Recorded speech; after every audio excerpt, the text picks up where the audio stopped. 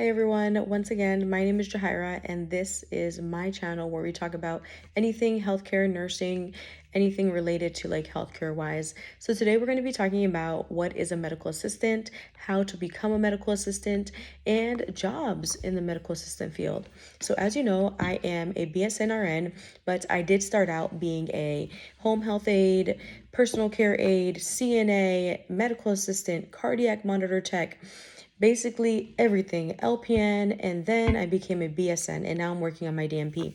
So guys, without further ado, if you guys have any questions on any of the mentioned, comment in the comment section what questions you have, and I'm building a guide for you guys for many different topics that I want to help you guys out.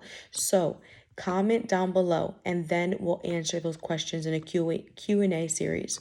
So once again, today we're going to be talking about what is a medical assistant. So a medical assistant is basically a healthcare worker who works in a clinic or a office where there is medical providers, and what we do is assist the medical provider. That can be with vital signs, that can be with vaccinations, that can be with measuring any type of like measurement, like sometimes in pediatrics or family practice we do different types of measurements, and also we do like blood work. I remember doing phlebotomy. There's a wide scope of things that we can do. And when I moved to Washington State, I started to do immunizations. So there's a lot that you can do, and to be honest, it's a very good field. I remember when I worked as a medical assistant, that was back in New York, and I worked as a medical assistant for 2 years in several different specialties, but I started off in pediatric, which I loved. And what I did there was I arrived in the morning, made sure all my rooms were nice and cleaned, stocked and everything. And from there, I made sure I had my face sheets with all the patients that the doctor was going to see today. If it was a physical, I would write the previous physical's information, immunizations, and so forth. And then from there, I would make sure that when I had my list and the EMR was already ready, they were checked in, I would go get them. I would go check their vitals, ask them any pertinent questions, and then from there, make sure that they're ready for the doctor. So then I would hand the information off to the doctor, the nurse, and I would then enter all the information on the computer, or sometimes I had the laptop or the iPad in the computer, so I was entering it as I was finding it. And it was very fun to do that type of work. I learned a lot, especially because I knew that I wanted to be like an FMP in the near future. So I know that would help me a little bit see the dynamics of working in an office, working with, a nurse, a medical assistant, and all that good stuff. So I learned a lot. I was able to do a lot. I learned phlebotomy, I learned EKG. And during my time there, I also branched off to family practice. And then I also did endocrinology. And what else, guys? I got my feet wet a little bit in cardiology and also the allergy. And I went to rheumatology. There's a wide scope of different specialties you can go to. And it's actually quite interesting because when I was in the working with the allergy doctor, I remember that I helped him set up like a bunch of trays for allergy testing. When I worked in the endocrinologist office, I remember checking blood sugars, doing blood work, checking their hands, their feet. I know that's a little bit of assessment, but just learning because they already knew I wanted to become a nurse. So I was learning a lot of things and just learning about different diseases in the endocrinology field.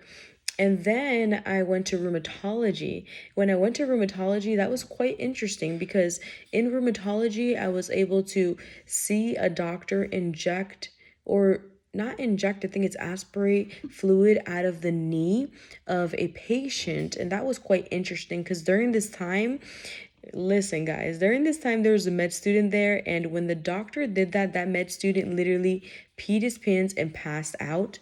I don't know. I was mind blown, and I was really shocked that he did that. But then again, some people are not prepared to see these type of things, maybe because the patient was screaming. But then also I had went to let me see, another specialty I went to that I really enjoyed was cardiology. I was able to see some machines like that they put on, like the Holter machine. Also, there's some other machines that they use to check the heart function and stuff like that, blood work.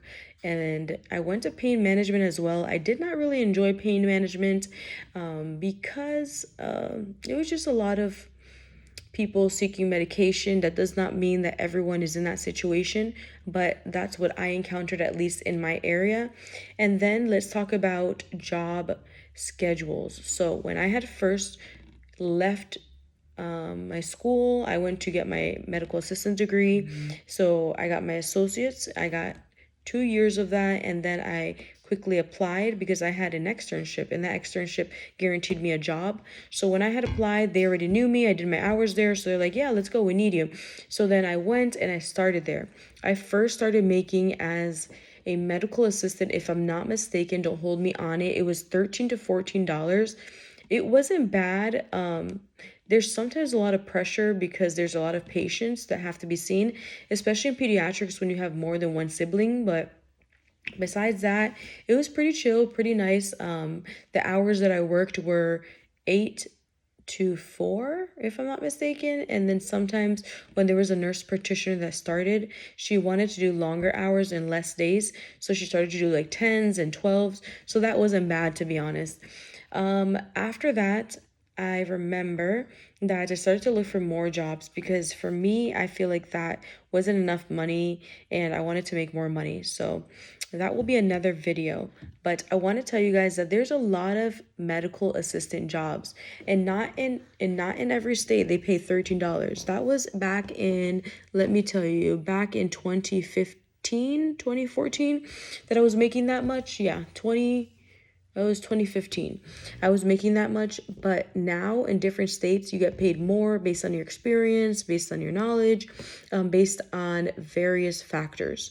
So don't shy away on looking at the medical assistant field, medical assistant career. If you want to become a medical assistant, I would definitely say thumbs up because that is a great job. Very hands-on-y. There's a lot of clinical experience.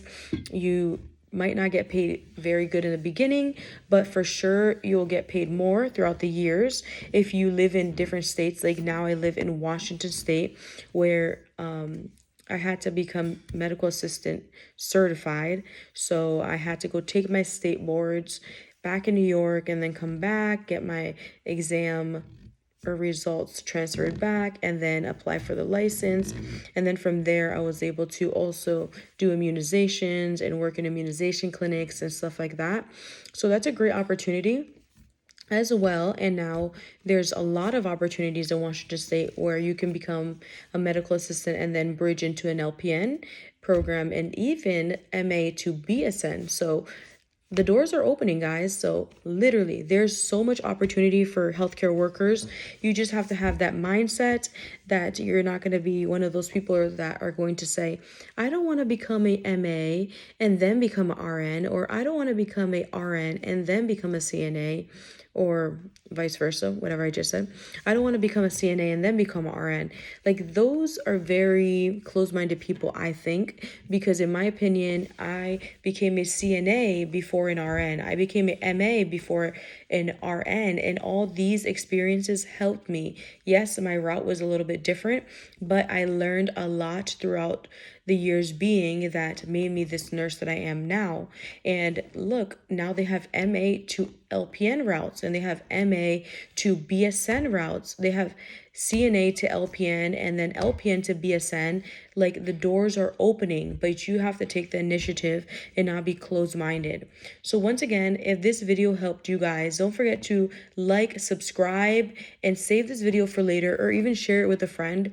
I also wanted to share with you guys really quickly a couple jobs, like even in Washington State or in other parts, of the world, that are paying and the pay rates, because I know that's what a lot of people want to see nowadays is pay rates. Like, what are they paying CNAs and stuff like that? And just remember, guys, not all states require you to be medical assistantly certified. At least New York State doesn't require that, and maybe that's why Washington State pays a little bit more, because you have to be certified. You can't just be So let's look up medical assistant jobs. Let's see what we get here. So yeah, so far I'm looking for medical assistant jobs.